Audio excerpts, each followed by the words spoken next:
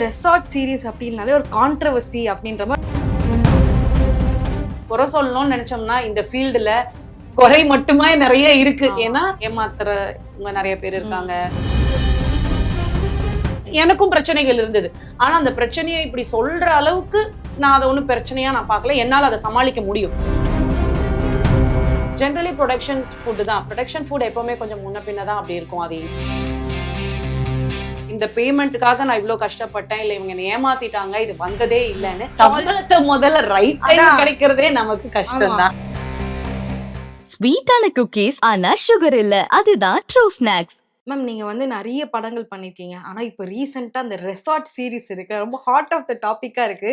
அதையும் தாண்டி உங்க கேரக்டர் வந்து ரொம்ப யூனிக்கா இருக்குன்னே சொல்லலாம். ஸோ உங்க கேரக்டர் பத்தி சொல்லுங்க. நீங்க எப்படி வந்து இந்த ப்ராஜெக்ட் குள்ள வந்தீங்க? இந்த கேரக்டர் வந்து எனக்கு திடீர்னு விஜய் டிவில இருந்து இந்த மாதிரி கால் வந்தது, ஒரு ஆடிஷன் வாங்க அப்படின்னு சொல்லிட்டு. அவங்க ஆடிஷனுக்கு அப்புறம் போட்டோ ஷூட் மாதிரி அவங்க வந்து எனக்கு இந்த மாதிரி சாரி வேணும், எடுத்துட்டு வரீங்களான்னு கேட்டாங்க. ரொம்ப பழைய சாரியா இருக்கணும் மேம், ஒரு ரோட்டு கடை இது மாதிரி ஒரு பழைய சாரி எடுத்துட்டு வாங்க மேம், மேக்கப்லாம் நாங்க பண்றோம் அப்படின்னாங்க.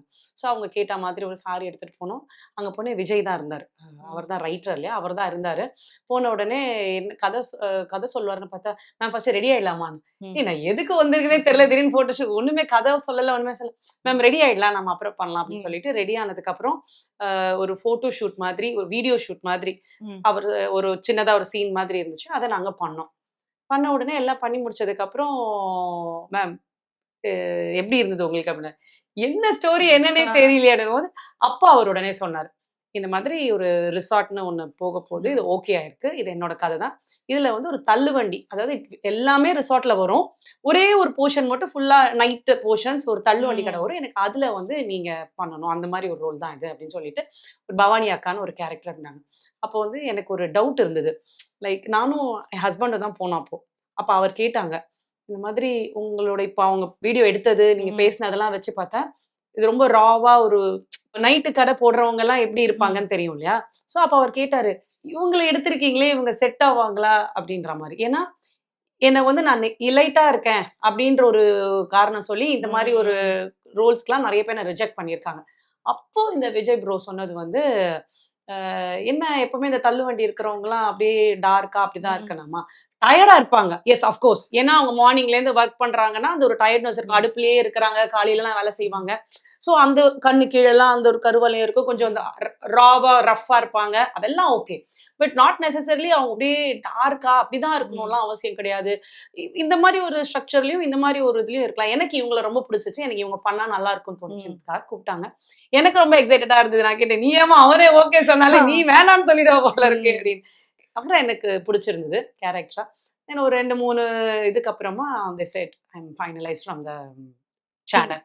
ஏன்னா வந்து இந்த கேரக்டர் நீங்க சொன்ன மாதிரி டார்க் மேக்கப் போட்டுருது, ரொம்ப வந்து நீங்க லாங்குவேஜே வந்து மாத்துற மாதிரி இருந்தது அதுல. அதை பத்தி சொல்லுங்க. ஏன்னா அது ஃபுல்லா வந்து உண்மையிலே லைவ் குக்கிங்கா இருந்தது. நான் பார்த்தேன், அந்த கலக்கி போடுறதா இருக்கட்டும், அந்த பரோட்டா அது பண்றது, அது லைவ் குக்கிங்கு, அந்த ஹீட் வேற, நம்ம ஆல்ரெடி லைட்டே ஒரு ஹீட்டா இருக்கும்.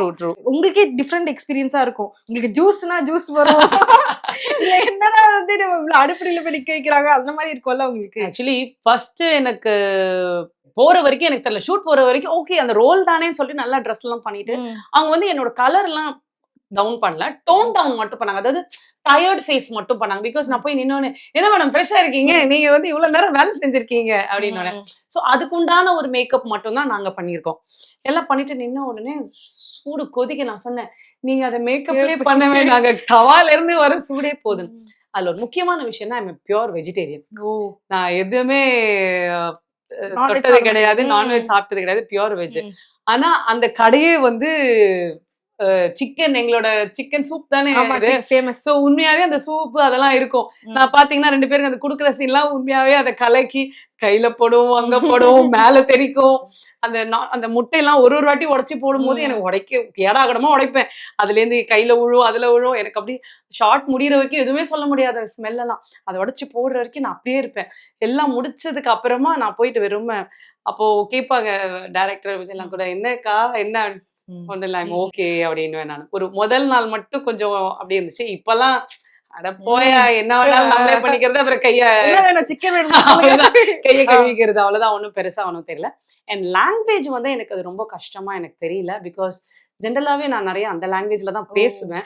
இப்போதான் நம்ம ஃபீல்டுக்குலாம் வந்ததுக்கு அப்புறமா கொஞ்சம் நம்ம வந்து டீசென்ட்டா இருக்கணும், அண்ட் பிள்ளைங்கலாம் பெருசா இருக்கிறாங்க அப்படின்னால அந்த லாங்குவேஜ் பேசினா டீசென்ட் இல்லைன்னுலாம் அர்த்தம் கிடையாது. ஆனா நம்ம பேசுறதே அந்த லாங்குவேஜ் பேச வேண்டாம் அப்படின்றத நான் மாத்திக்கிட்டு இப்படி பேசணும். இல்லைன்னா நானும் என் ஹஸ்பண்டும் ஜென்ரலாவே இந்த நார்த் மெட்ராஸ் லாங்குவேஜ் ரொம்ப நல்லா பேசுவோம். ஏன்னா நாங்கெல்லாம் brought up from there. நான் 10th 8th 9th வரைக்கும் நான் அங்கதான் படிச்சேன், அங்கதான் வளர்ந்தேன். என் ஹஸ்பண்ட் 10th ஸ்டாண்டர்ட் வரைக்கும் நார்த் மெட்ராஸ்ல தான் படிச்சாரு, வளர்ந்தாரு.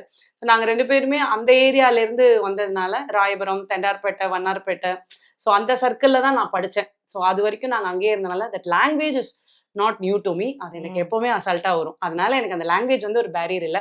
ஜாலியா நல்லா அது அதனாலதான் நிறைய பேர் கேட்கும்போது எப்படி மேம் ஒரிஜினலா பேசுறீங்க, எனக்கு பொண்ணா நடிக்கிறாளா அவளா கேட்பா, மேம் எப்படி மேம் நகடகன்னு டைலாக் கொடுத்தா எனக்கு மாத்தி பேசுறீங்க, எனக்கு மாத்தி பேசும்போது வரல அப்படின்னாங்க. பட் எனக்கு அது ஜென்ரலாவே அவங்களோட இருந்து ரொம்ப வருஷம் பழகினதுனால ஐ நியூ. ஸோ அதனால நான் கரெக்டா பேசிட்டேன். ஸோ இப்போ வந்து இந்த ரெசார்ட் சீரீஸ் அப்படின்னாலே ஒரு கான்ட்ரவர்சி அப்படின்ற மாதிரி ரெண்டு நாளா வந்து போயிட்டு இருக்கு ஹாட் டாபிக்கா. அதை பத்தி நீங்க உங்களோட பாயிண்ட் ஆஃப் வியூ சொல்ல முடியுமா? என்னால வந்து I don't want to comment what is happening now. ஏன்னா எனக்கு அதை பத்தி டைரக்டா நம்ம அவங்களோடது என்ன நடந்துச்சுன்றதை நம்ம டைரக்டா பார்க்கல. ஆனா என்னை பொறுத்த வரைக்கும் நான் என் பொண்ணு நான் வரது எல்லாமே நைட் ஷூட்ஸ் தான். அவங்க எல்லாருமே டே ஷூட்ஸ் போறவங்க. நான் போறது எல்லாமே பாத்தீங்கன்னா நைட் ஷூட்ஸ் தான். சம்டைம்ஸ் டே ஷூட் இருந்ததுன்னா எங்களுக்கு வந்து ஆஃப்டர்நூன்ல இருந்து மறுநாள் காலையில வரைக்கும் நாங்கள் டேயும் கவர் பண்ணணும், நைட்டையும் கவர் பண்ணணும், அப்படிதான் எனக்குலாம் போகும். இது வரைக்கும் எனக்கு எந்தவித பிரச்சனையுமே இல்லை. ரைட் டைம்ல பேமெண்ட் பே பண்ணிடுவாங்க, அதெல்லாம் எதுவும் ப்ராப்ளம் கிடையாது.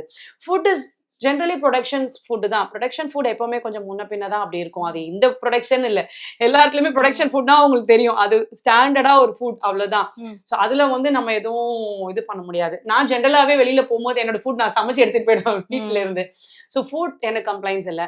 அண்ட் as far as என்னோட ரோல் இஸ் கன்சர்ன்ட், எனக்கு என்ன சொன்னாரோ அது கரெக்டா எடுத்துட்டு வராரு. அதுல ஒன்றும் எனக்குமே வந்து 1 to 15 தான் பிளாக் பண்ணுவாங்க. 1 to 15ல தான் வரும். But that means that doesn't mean 1 to 15னா என்னைக்காவது நான் வரல அப்படின்னா எனக்கு கேன்சல் அப்படின்னா அது எனக்கு மட்டும் கேன்சல் இல்லை, ஹோல் டீமே அன்னைக்கு ஷூட்டுக்கு வரக்கூடிய 100 பேர் 150 பேருக்குமே கேன்சல் தானே.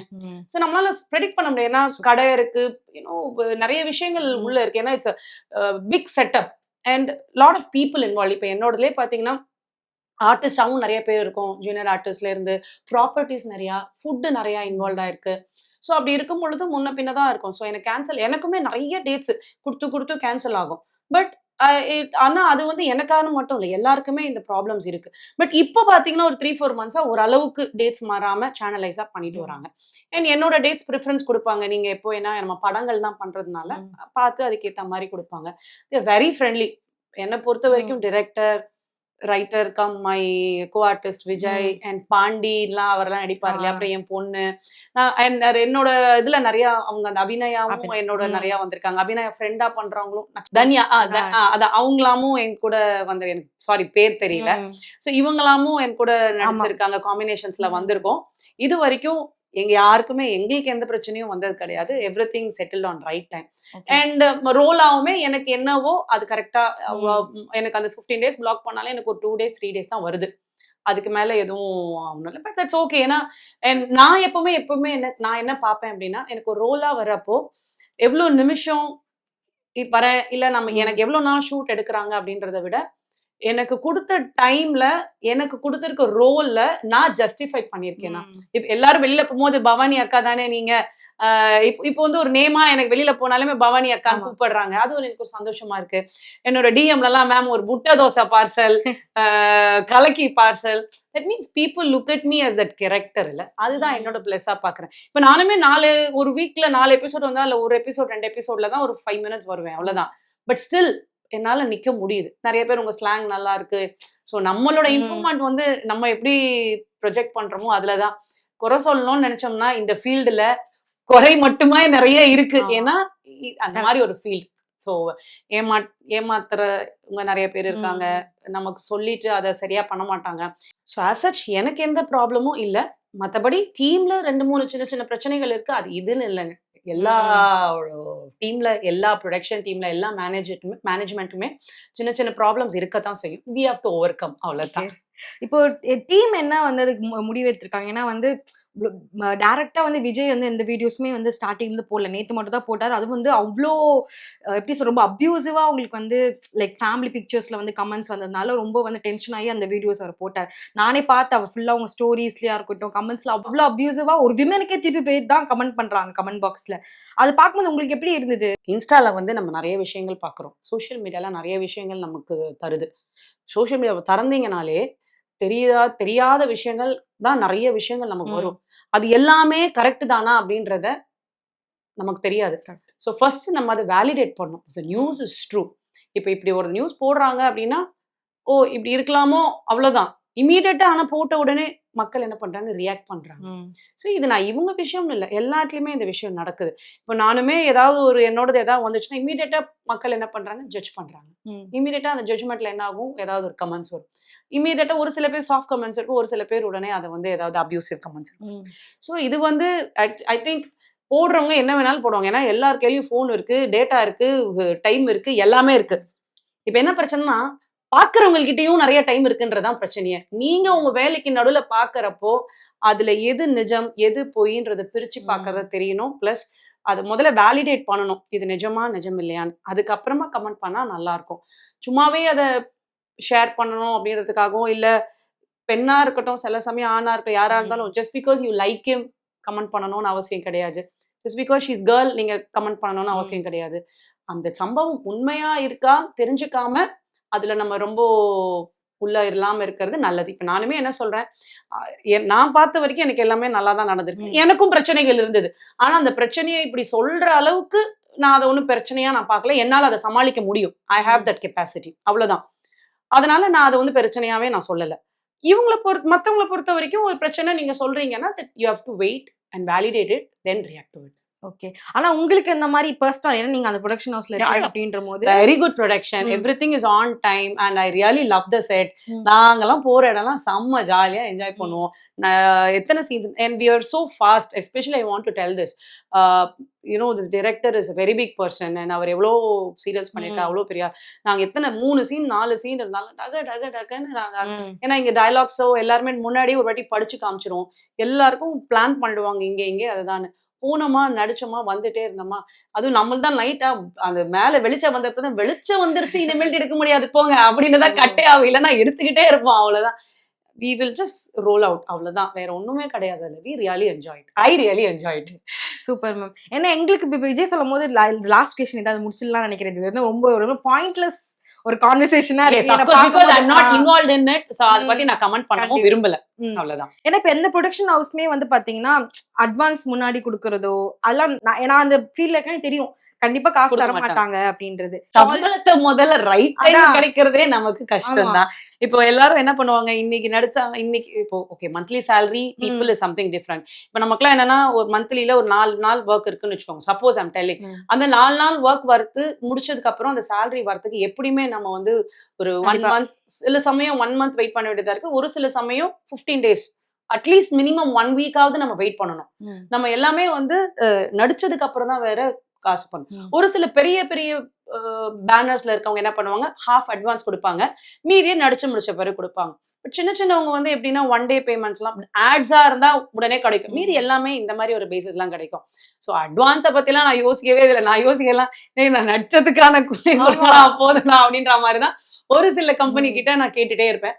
பட் இது வரைக்குமே டச் அவுட் நிறைய பேர் நிறைய சொல்லியிருக்காங்க. பட் என்னை பொறுத்த வரைக்கும் இது வரைக்கும் இவ்வளோ வருஷத்துல நான் நடிச்சதுல இந்த பேமெண்ட்டுக்காக நான் இவ்வளோ கஷ்டப்பட்டேன், இல்லை இவங்க என்னை ஏமாத்திட்டாங்க, இது வந்ததே இல்லைன்னு எனக்கு இது வரைக்கும் இந்த மாதிரி எதுவுமே நடந்ததில்லை. Everything is on time. So அந்த விதத்துல மேபி நான் லக்கியா இல்லை it's okay, God is with me, everything is happening குட்டா, are the people around me are really good. Because இதை சிம்பிளா சொல்லணும்னா என்னோட திங்கிங் எப்பவுமே பாசிட்டிவா இருக்கு. அதனால என்னை சுத்தி இருக்கவங்களும் பாசிட்டிவா தான் இருக்காங்க. ஸோ எப்படி ஆனாலும் எனக்கு எல்லாமே நல்லா தான் நடக்கும். Okay okay. இப்போ வந்து சௌந்தர்யா மேம்ல இருந்து இப்போ வந்து பவானியா நம்ம வந்து மாற போறோம். ஓகேவா, எங்களுக்காக நீங்க வந்து டிஷ் சேர்ந்து தர போறீங்க. நெக்ஸ்ட் வந்து நம்ம தள்ளுவண்டிக்கால இந்த மெனு போடுறோம், ரைட்டர் கிட்ட நம்ம சொல்றோம். டைரக்டர் கிட்ட பவானியாக்கா டிஷ்னா உனக்கு என்ன வேணும், கல்கி வேணுமா, இல்ல உனக்கு அந்த சூப் எல்லாம் எனக்கு போட்டு தெரியாது, மாஸ்டரே நெடுமாறன் கிட்ட தான் அந்த இது கேட்கணும். முதல்ல அது பண்றது நம்ம கிட்ட மாஸ்டர் இல்லையம்மா. மாஸ்டர் இல்லையா? ஆனா உங்களுக்கு என்ன டிஷ் பிடிக்கும்?